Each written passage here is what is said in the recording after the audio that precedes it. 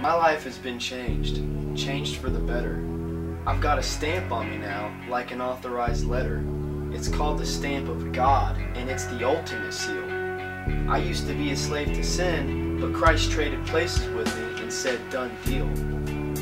Now I'm free now, but my freedom came at a cost, because while I walked out of my spiritual jail, Jesus hung on the cross. And not just the new me, but the old me he died for.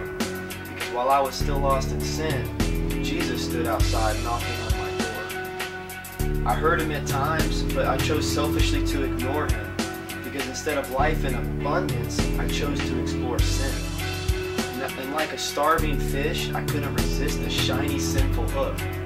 So instead of letting sex and drugs be passing chapters, I sat down and I read the whole book. I said it's not a bad problem, I can quit when I want to. But it's funny how addiction works. You don't control it, it controls you.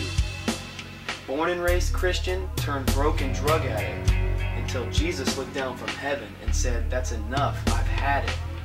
He reached out his hand and pulled me out of the darkness. He showed me a new path and said it's time to embark this. You see, I was on a path the whole time, but I didn't realize it. Like I was working on a puzzle, but I couldn't make the sides fit. But by the grace of God, he blessed my life's mess. He told me that my testimonies would come from my tests. But seriously, if you could only see a true before and after, I went from pain and addiction to having purpose and laughter. Since God changed me, I know you can have the same.